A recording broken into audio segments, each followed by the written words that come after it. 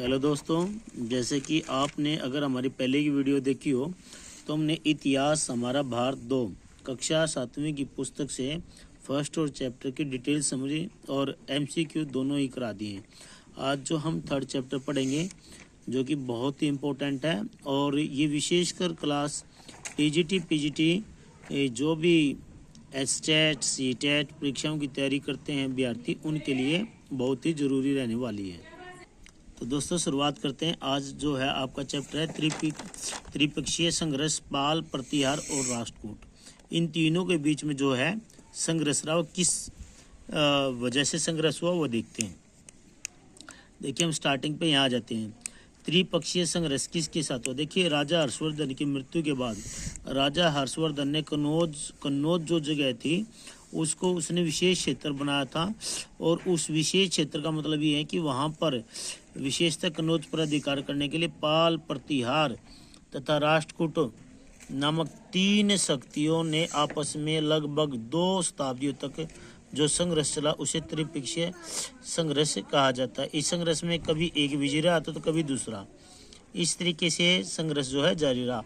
तो क्वेश्चन ये आ जाए कि भाई ये जो पाल, प्रतिहार, राष्ट्रकूट के बीच संघर्ष रहा तो किस प्लेस को ज़्यादा लेकर हुआ था? तो कन्नौज। ठीक है, कन्नौज के लिए संघर्ष क्यों? क्योंकि मैंने पहले बताया कि हर्षवर्धन कन्नौज की जो है कन्नौज जो है हर्षवर्धन की राजधानी रहा करता था। देखिए यहाँ पर आपको ये पता होना चाहिए कि राष्ट्रकूट के शासक कौन कौन रहे। इनको हमें सीरीज वाइज भी लगाना पड़ता है। जैसे ध्रुव के बाद हुआ गोविंद तृतीय के बाद हुआ अमोघ वर्ष, उसके बाद कृष्ण।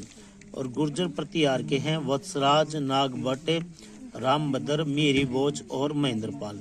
और पाल वंश के शासक थे धर्मपाल है, देवपाल है, विग्रहपाल है और नारायणपाल है। फिर से मैं बता देता हूँ, पर्सन ये रिलेटेड होता है कि मीर भोज का किस वंश से संबंध है? तो गुर्जर प्रतिहार, वत्सराज, नागभट्ट, रामभद्र, मीर भोज, महेंद्रपाल। धर्मपाल, देवपाल, विग्रहपाल और नारायणपाल ये पाल वंश से है। तो इम्पोर्टेंट जो पॉइंट रहने वाले हैं वो मैं आपके सामने डिस्कस करूँगा।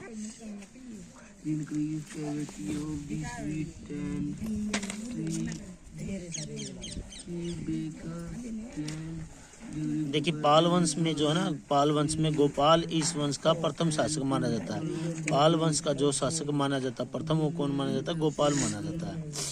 वह 647 ईस्वी में शशांक की मृत्यु के पश्चात पहली अराजकता को समाप्त करके 750 ईस्वी में शासक बना। ये इतना इम्पोर्टेंट यहाँ पर नहीं है। आगे चलते हैं। पाल शासकों ने बौद्ध धर्म को राजकीय धर्म घोषित करके बंगाल व बिहार में अनेक विहार और मठों का निर्माण करवाया था। ठीक है, दुर्भाग्य से बहुत सारे भवन मुस्लिम आक्रमणकारियों ने नष्ट कर दिए थे। यहाँ पर इम्पोर्टेंट जो बातें हैं वही हम डिस्कस करने वाले। जैसे यहाँ पर देखिए संध्या कर्णनंदी द्वारा रचित रामचरित की रचना की गई। रचित रामचरित की रचना किसके द्वारा की गई? तो संध्या कर्णनंदी के द्वारा की गई। चक्रपाणी द्वारा रचित चक्रदूत की रचना की गई। ये प्रसिद्ध ग्रंथ हैं, उनके रचयिता हैं। माधव द्वारा है रचित रोग निदान की रचना की गई। जीमूत वाहन द्वारा रचित कला, विवेक और विभाग मात्र के। यहाँ पर अब हम इनके कुछ क्वेश्चन आंसर ले लेते हैं ताकि आप लोगों को थोड़ा सा ये हो जाए कि क्वेश्चन आंसर किस प्रकार के दिए गए। यहाँ पर देखिए क्या है क्वेश्चन। त्रिपक्षीय संघर्ष का हिस्सा निम्न में से कौन सा वंश नहीं था? पाल, चोल, राष्ट्रकूट, प्रतिहार। चोल तो हम पहले पढ़ चुके हैं, तो पाल, राष्ट्रकूट, प्रतिहार ये इसका हिस्सा थे लेकिन हिस्सा नहीं था तो चोल। विक्रमशिला विश्वविद्यालय की स्थापना किसने की थी? तो विक्रमशिला विश्वविद्यालय की स्थापना धर्मपाल ने की थी। और नालंदा विश्वविद्यालय की स्थापना भी धर्मपाल ने की थी। ये नालंदा विश्वविद्यालय वही विश्वविद्यालय है दोस्तों जिसको बख्तियार खिलजी ने तहस-नहस कर दिया था। तो ये किस वंश से संबंध रखता? पाल वंश से। गुर्जर प्रतिहार वंश की उत्पत्ति अग्निकुंड द्वारा हुई, ये बात किसने बताई? चंद्रबरदाई ने। ठीक है, चंद्रबरदाई ने कहा कि भाई ये गुर्जर प्रतिहार वंश की उत्पत्ति जो है अग्निकुंड के द्वारा हुई है। त्रिपक्षीय संघर्ष निमित्त में से किस साम्राज्य को प्राप्त करने के लिए हुआ? तो कन्नौज के लिए ज्यादा लड़ाई थी। कन्नौज राष्ट्रकूटों द्वारा प्रांत के अध्यक्ष को क्या कहा जाता था? तो राज्यपाल कहा जाता था। त्रिपक्षीय संघर्ष से कन्नौज पर अधिकार करने के लिए हुआ था। मिहिर भोज का प्रतिवार वंश से संबंध है, शक्तिशाली शासक थे ये। संध्यार करनंदी व चक्रपाणी जैसे विद्वान पाल शासकों के संरक्षण में कार्य करते थे।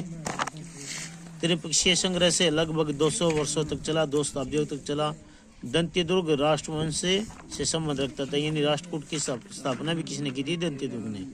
अब दोस्तों ये देखिए, त्रिपक्षीय संघर्ष का संबंध किससे? पाल प्रतिहार राष्ट्रकूट से। बौद्ध धर्म पाल वंश के लोगों ने क्या किया था? बौद्ध धर्म का संरक्षण किया था और अनेक बिहार में मठ और जो भी थे बुद्ध को लेकर उन्होंने ये कार्य करवाया था। भुक्ति क्या होता है? भुक्ति वर्तमान तहसील। और मीर भोज का संबंध है आदिवरा से। और इसके यहाँ पर कुछ इंपॉर्टेंट पॉइंट दिए गए हैं, एक बार वो डिस्कस कर लेते हैं। वित्त व्यवस्था, राष्ट्रकूटों की आय का साधन भूमि कर था, जिसे उद्दंग या भोग कहा जाता था। यह उपज का प्राय चौथा भाग होता था।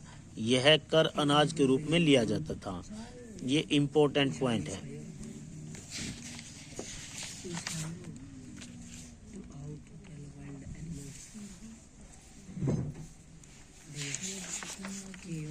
ये राष्ट्रकूट की प्रमुख शाखाएं हैं, मान्यूर शाखा और अलीचपुर शाखा और मान्यखेत शाखा। राष्ट्रकूटों की मान्यखेत शाखा मालखेड़ा गुलबर्गा कर्नाटक में है। ये ने इतिहास में सर्वाधिक ख्याति प्राप्त की है। राष्ट्रकूट वंश का संस्थापक दंत्यदुर्ग था, ये हम पहले पढ़ चुके हैं, ठीक है, जिसने राष्ट्रकूट वंश की स्थापना की थी। हाँ, यहाँ पर भी इम्पोर्टेंट है। मीर भोज प्रतिहार वंश का सबसे शक्तिशाली शासक था। दौलतपुर अभिलेख के अनुसार उसे प्रभास तथा ग्वालियर अभिलेख में उसे आदिवरा कहा गया है। जैसे कि हमने पिछले क्वेश्चन में पढ़ा था, उसने विदेशी आक्रमणकारी हुनों को पराजित किया। ये मोहम्मद गजनवी वही है जिसके बारे में अभी जिक्र कर रहा था कि मोहम्मद गजनवी के एक सेनापति बख्तियार खिलजी ने जो विश्वविद्यालय है, तक्षशिला विश्वविद्यालय, उसको क्या कर दिया था? तहस नहस कर दिया था। तो दोस्तों इस चैप्टर से इतना ही है। एक और ऊपर पॉइंट दिया गया है कि नागभट्ट प्रथम ने उज्जैन में गुर्जर प्रतिहार वंश की स्थापना की और साम्राज्य का विस्तार किया। ये आप मैप के माध्यम से देख सकते हैं। ये जो इलाका है गुर्जर प्रतिहार का है और ये इलाका जो राष्ट्रकूट का है। और ये जो है पाल वंश जो है ये यहाँ का लगभग बंगाल में। ये महाराष्ट्र मध्य प्रदेश है जो आधुनिक गुजरात इन क्षेत्रों में।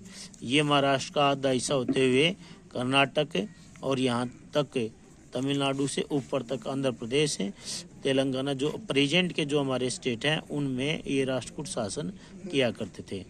ये 750 से ईस्वी से 900 ईस्वी तक है। ये हमने पढ़ लिया है।